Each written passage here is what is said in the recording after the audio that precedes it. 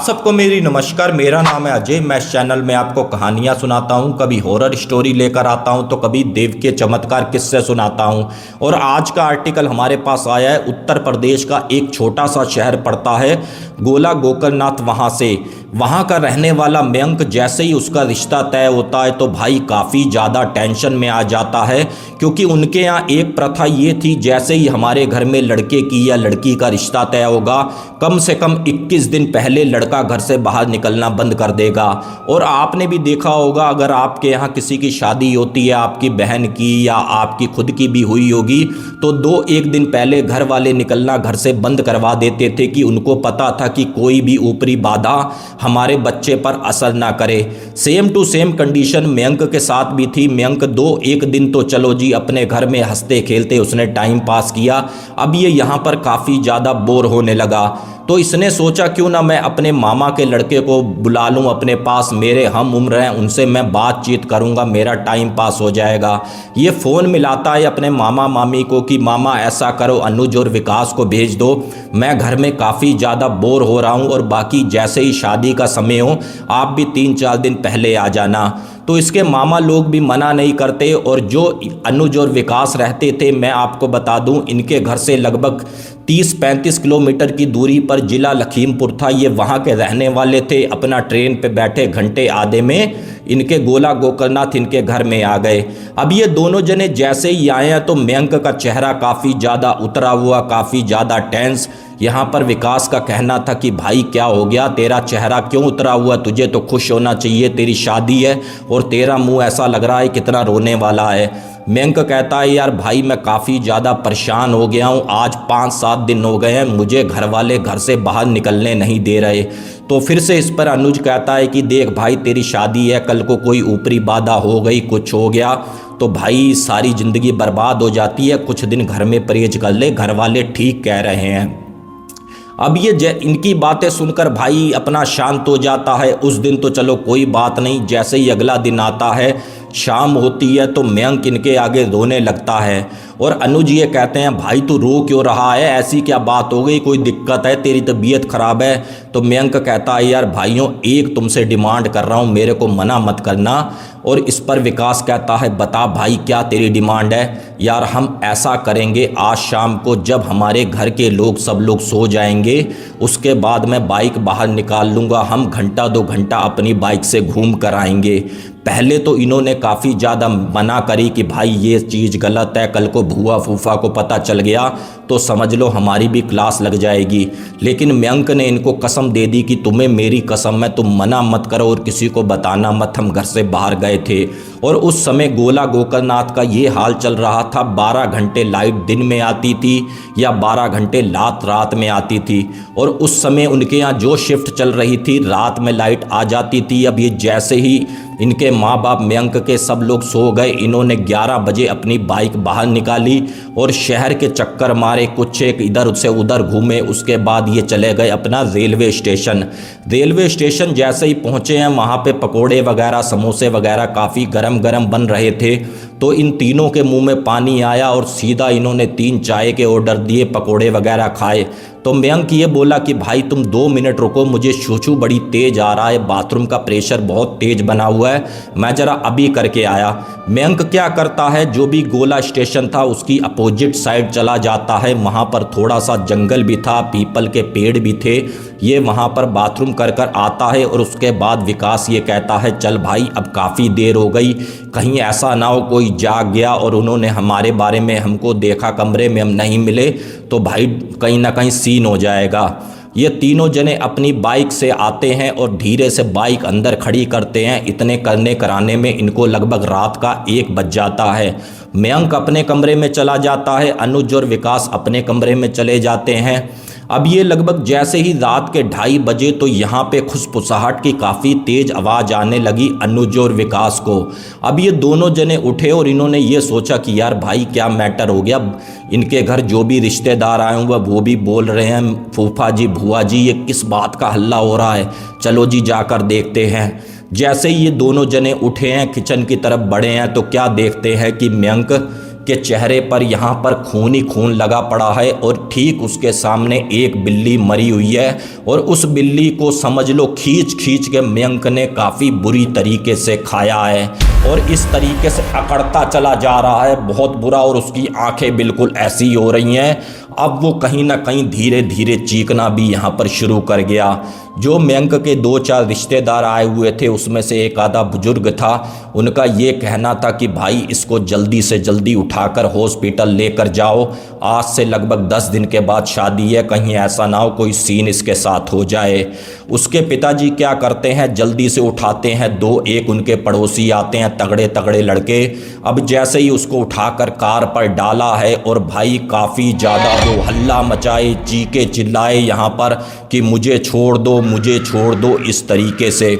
अब ये जैसे ही थोड़ा सा आगे को बढ़े हैं, कार के अंदर मयंक जो था थोड़ी कम हाइट का था और जो अगल बगल बैठे थे वो तगड़े थे मयंक के मुकाबले। मयंक इस तरीके से हाथ मार रहा है तो खिड़की भी टूट जा रही है, शीशे भी टूट जा रहे हैं और आज ऐसा लग रहा था जैसे मयंक के हाथ में कोई भी आ गया तो समझ लो मयंक उसको ऊपर पहुंचा देगा। आनन फानन में किसी तरीके से मयंक को हॉस्पिटल पहुंचाया जाता है और जो डॉक्टर उसकी हालत देखते हैं और पूछते हैं क्या ये पहली बार ऐसा कर रहा है या पहले भी कभी ऐसा केस हो चुका है इसके साथ। तो उनके परिवार वालों ने ये कहा कि भाई हमारा लड़का बिल्कुल ठीक था, बस आज रात को ही पता नहीं इसके साथ ऐसा क्या होने लगा। तो डॉक्टरों का ये कहना था कि देखो अगर ये पागलपन है तो इसका और ज़्यादा बढ़ेगा, अगर कोई वैसी बात है भाई तो मैं मेडिकल साइंस से हटकर कहता हूँ इसको डॉक्टरों के अलावा कहीं और भी दिखा लेना आप। अब डॉक्टर क्या करते हैं, एक उसको टीका लगाते हैं, बेहोशी का कह लो कुछ भी कह लो, मयंक यहाँ पर शांत होता है। अब जैसे ही लगभग सुबह हुई यहाँ पर 9 साढ़े 9 बजे तो डॉक्टर ये बोले कि अब आपका लड़का सही है, अब आप इसको घर लेकर जा सकते हो। अब ये जैसे ही कार से उसी से ही लगभग वापस अपने घर आते हैं, मयंक अभी जैसे ही अंदर घुसा था और ठीक बराबर में अभी इन्होंने अपने देवी देवता की इष्ट पूजा भी की थी, लगभग 2-1 दिन पहले वहां पर एक कलश पड़ा हुआ था चावल का, फूलों का, उसमें भरा हुआ। मयंक क्या करता है, ठीक उसी कलश को उठाता है और अपने इष्ट देवी देवता के फोटो पर ये मारता है। अब जैसे ही मारा है और इधर कुछ एक इनके रिश्तेदार बैठे थे बुजुर्ग, उनका ये कहना था कि भाई यहाँ पर कोई डॉक्टरी वाला खेल नहीं है, हमें कुछ सीन और लग रहा है, भाई इनको किसी न किसी को दिखाओ, कहीं ऐसा ना हो कि मामला गड़बड़ हो जाए। और रही बात शादी की तो हो सके तो भाई शादी अभी कुछ समय के लिए रोक दो। अब ये होता क्या है, आनन फानन में फिर से एक डॉक्टर को बुलाते हैं, क्योंकि इसी बीच में मयंक क्या करता है, एक दीवार पर जाके इस तरीके से काफ़ी ज़्यादा अपना सिर पटकता है और इतना पटकता है कि उसके ब्लड आने लगता है। डॉक्टर एक टीका लगाते हैं, उसको कुछ एक दवाई देते हैं, कुछ समय के लिए यहाँ पर मयंक शांत होता है। और मयंक के पापा क्या करते हैं, अपना जो भी वहाँ के पंडित जी थे उनको बुला के लाते हैं और कहते हैं कि भाई ऐसे ऐसे यहाँ पर सीन हो रहा है। तो वो पंडित जी ये कहते हैं कि मैं जिला लखीमपुर के एक तांत्रिक बाबा को जानता हूँ, अगर हो सके तो तुम भाई एक बार उनको दिखा लो, क्या पता मयंक यहाँ पर सही हो जाए।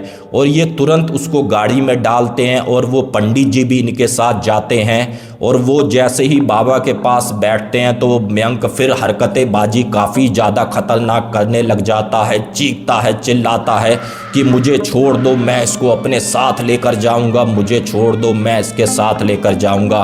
बाबा लगभग इसके आगे इसको अपने सामने बैठालते हैं और लगभग 2-3 घंटे पूजा पद्धति करते हैं। और यहाँ पर मयंक कुछ एक शांत होता है और उसके गले में एक धागा डालते हैं और ये कहते हैं कि भाई ये धागा लगभग 40 दिन तक इसके गले में रहना चाहिए और उसके बाद आप उतार कर किसी साफ पानी में इस धागे को बहा देना और आपका लड़का अब बिल्कुल सही है। तो फिर ये लोग मयंक से पूछते हैं वही बाबा कि बेटा ये बता तू कहाँ कहाँ गया था और जो तूने बिल्ली खाई ऐसा क्या तेरे साथ सीन हुआ था। तो मयंक ने फिर बताया कि भाई मैं उस रात को रेलवे स्टेशन गया था अनुज और विकास के साथ, वो भी ज़बरदस्ती मैं इनको लेकर गया था। और मैं जैसे ही बाथरूम करने के लिए गया तो वहाँ पर एक पीपल का पेड़ था, उस पे लाल धागा भी बंधा हुआ था, तो मेरे को पता नहीं चला। जैसे ही बाथरूम कर कर मैं हटा, मुझे एहसास भी हुआ कि मैंने ये गलत कर दिया। वहाँ पर मैंने हाथ जोड़कर माफ़ी भी मांगी कि मेरे से गलती हो गई और ये सब मैंने अनजाने में बाथरूम किया है, मुझे क्षमा कर देना। और उसके बाद जैसे ही मैं अपने घर में आया हूँ और अपने बेड पे सोने लगा तो वहाँ पर मुझे अपने बेड पर एक आदमी बैठा हुआ दिखा। अब उस आदमी को मैंने ऐसे करके हाथ मारा है तो वो आदमी नीचे गिरा। उसके बाद मैं अपने बेड पर लेटा और घंटे आधे के बाद यहाँ पर बिल्ली के रोने की, मुझे चीखने की काफ़ी ज़्यादा आवाज़ आई। और उस दिन हमारे यहाँ खीर वगैरह भी बनी थी और दूध भी काफ़ी ज़्यादा किचन में पड़ा था। मैंने ये सोचा कहीं ऐसा ना हो किचन में बिल्ली घुसे, सारा का सारा दूध बिल्ली पी जाए या ख़राब कर दे। मैं जैसे ही गया हूँ किचन में तो क्या देखता हूँ कि काफ़ी बड़ी बिल्ली, जो लगभग मेरे आधे तक 3-3.5 फुट की बिल्ली थी, इतने बड़े साइज की। अब जैसे मैंने उस पर हमला किया है उसके बाद पंडित जी, बाबा जी, मुझे कुछ पता नहीं चला कि मेरे साथ क्या हुआ। और इसके बाद फ्रेंड्स मैं आपको बता दूं, जो मयंक के पापा थे, अनुज और विकास के फूफा जी, उन्होंने काफ़ी ज़्यादा उनको भी झाड़ा, लेकिन बाद में यहाँ पर अनुज और विकास ने ये कहा कि फूफा जी इसमें हमारी कोई गलती नहीं थी, मयंक हमें ज़बरदस्ती लेकर गया था। और इसके बाद मयंक ने भी कहा कि पापा इनकी कोई गलती नहीं थी, इनको जिद कर कर मैं लेकर गया। और मैं आपको बता दूं उसके बाद लगभग जो शादी की डेट थी पोस्टपोन हुई, उसके अगले महीने का मुहूर्त के बाद यहाँ पर मयंक का रिश्ता हुआ, फिर से उन्हीं के घर में ही शादी हुई, बड़ी धूमधाम से यहाँ पर प्रोग्राम निपटा। और उसके बाद मयंक का ये कहना है कि भैया मैं कभी रात में इस तरीके से कभी भी अकेला बाहर नहीं निकला, और उस चीज़ को सोचकर मुझे आज भी डर लगता है। और ये पूरा इंसिडेंट फ्रेंड्स इनके साथ हुआ था लगभग सन 2007 के करीब। और आज की तारीख में मयंक, मैं आपको बता दूं, लखनऊ में है, वहाँ पर अपना जॉब कर रहे हैं मयंक। और जो विकास हैं वो भी अपना एक नोएडा की कंपनी में जॉब कर रहे हैं। और ये इन्होंने मेरा आर्टिकल देखा था फेसबुक में और इन तीनों ने अपना इनपुट दिया है कि भैया ऐसे ऐसे हमारे साथ हुआ था। बाकी फ्रेंड्स अगर आपको आज का आर्टिकल पसंद आया है तो प्लीज़ चैनल को सब्सक्राइब करें, एक प्यारा सा कमेंट करें कि ये स्टोरी आप कहाँ से देख रहे हैं। मिलते हैं एक बार फिर किसी और न्यू हॉरर स्टोरी में। जय हिंद, जय भारत।